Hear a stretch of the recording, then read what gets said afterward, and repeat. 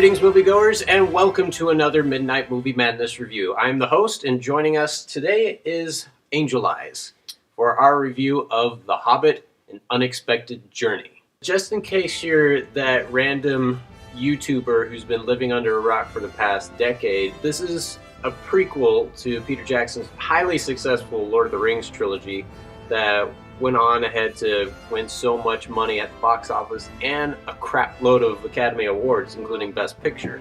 It was totally groundbreaking stuff. Nobody had seen anything like it. Epic fantasy never existed until Lord of the Rings came out. That's how good it was.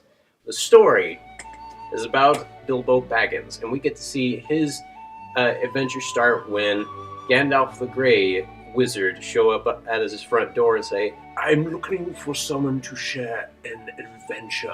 And so later on that night, 13 dwarves arrive at his front door and eat all of his food and nearly wreck the place. The main dwarf, Thorin, he's leading this small group of dwarves to take back their homeland from this dragon named Smaug. So they decide to bring Bilbo along because it's like, he'll give us a distinct advantage. So Bilbo does, and he goes on an amazing adventure that's maybe not quite as epic as Lord of the Rings, but still pretty dang epic. Yeah. What'd you think?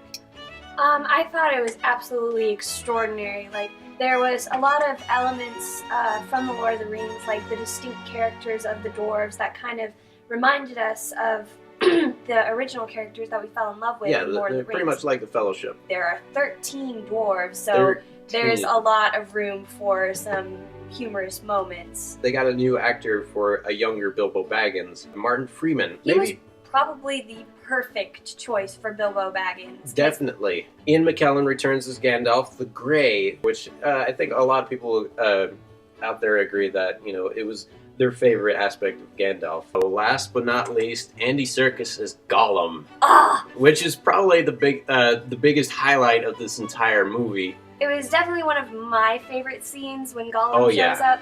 I won't say that you get to see more of Gollum in this, but like it's like you see more of his personality and the fierce struggle that he has.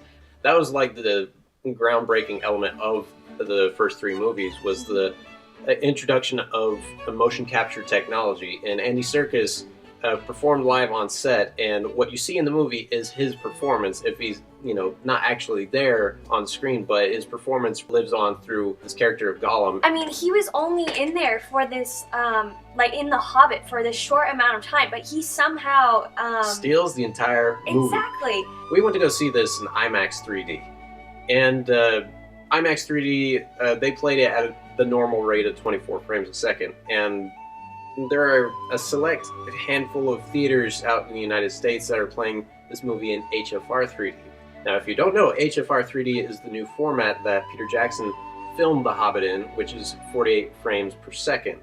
And 48 frames per second is a little similar to what standard high-def TVs look like. We saw it in the regular format, and the movie played great. Some of the 3D elements were a little too distracting. I don't know. Like, I'm not a huge fan of seeing 3D movies in the IMAX theater that we saw it in. Regular IMAX is okay, but 3D has its iffy moments, but at times it can be effective. There's a few elements of this movie that they really could cut down short, because some of the scenes felt a little bit too long. There's a scene where these three giant trolls, and Bilbo's like sneaking by them trying to get the ponies back, and the scene just a little too long. And there's a few other scenes that I felt like they could have been paced a little bit better, but that's probably because Peter Jackson was like, well, since we're making 3 movies, we don't really need any extended cut editions. I didn't see one scene that was like, why did they put that in there? It was all a part of the storyline, and it was easy to follow, and it was actually pretty lighthearted. It's a little weird to judge a movie that's only 1/3 of a whole.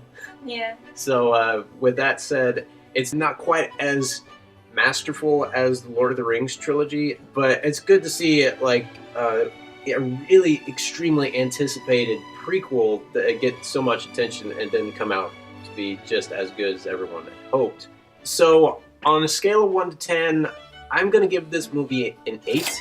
I was hoping that it'd be like, 9 or 10 or whatever, but my doctor told me that if I gave another 10, I'd probably get a heart attack. So I plan on seeing it again in the new format that Peter Jackson is like trying to shove down everyone's throats, and see what I think. So keep an eye out for that review. What do you give it? I actually give it a 9. I mean, Oh, okay. I thoroughly enjoyed it. I love the lighthearted aspect of it, and it just, I just really love this movie. So that concludes our show. I'm the host. And I'm Angel Eyes. And we will see you next time on another Midnight Movie Madness.